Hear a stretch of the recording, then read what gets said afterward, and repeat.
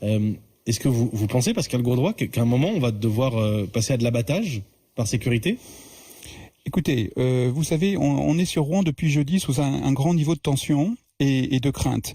La crainte, c'est de savoir exactement ce que nous avons respiré et ce qu'il y a sur les sols. Donc je pense qu'il ne faut pas qu'on en rajoute aujourd'hui. On ne va pas reproduire des schémas qui nous ramènent 20 ans en arrière. Ça veut dire que je comprends dans votre réponse que vous ne voulez pas semer la panique et c'est tout à votre honneur, mais ce que ça veut dire, c'est que c'est une option.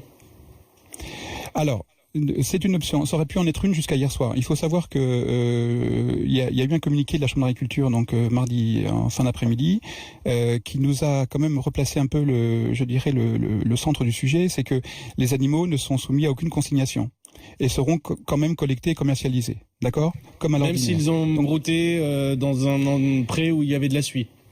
J'en déduis que oui, puisque c'est un communiqué qui me semble être officiel. Donc peut-être encore à vérifier ce matin, à la première heure, mais c'est ce que quand j'ai quitté l'entreprise hier soir, c'est ce que j'avais comme information. Donc si c'est le cas, effectivement, on peut mettre de côté encore la question des conséquences telles que vous l'avez présentées. Vous espérez pouvoir retravailler avec eux rapidement. Vous avez parlé évidemment de leur famille, de votre proximité, de la difficulté que c'est que cette épreuve pour eux. Vous espérez retravailler avec eux rapidement ? Oui, naturellement, parce que on est dans des filières, notamment sur la Normandie et en particulier sur la Haute, mais pas que.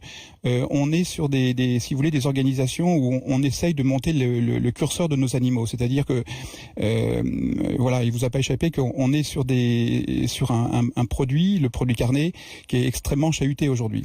Les éleveurs sont chahutés. Donc, si vous voulez, aujourd'hui, quand ils produisent, notamment chez les jeunes qui se sont installés ou qui ont repris les fermes, les grandes questions, c'est faire de la viande, mais pour qui et pour mettre chez qui et pour où, quoi. Donc naturellement la question de niveau de qualité, la question de la rémunération du bon prix payé à l'éleveur est une question majeure aujourd'hui pour nous et j'espère qu'on ne traînera pas pour retrouver nos éleveurs, oui.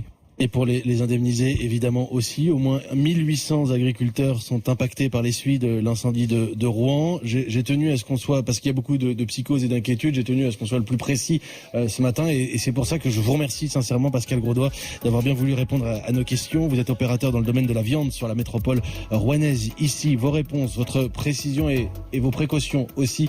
Merci beaucoup. Merci, c'était en direct sur Europe 1 dans cette matinale un peu spéciale. Ici, à Rouen.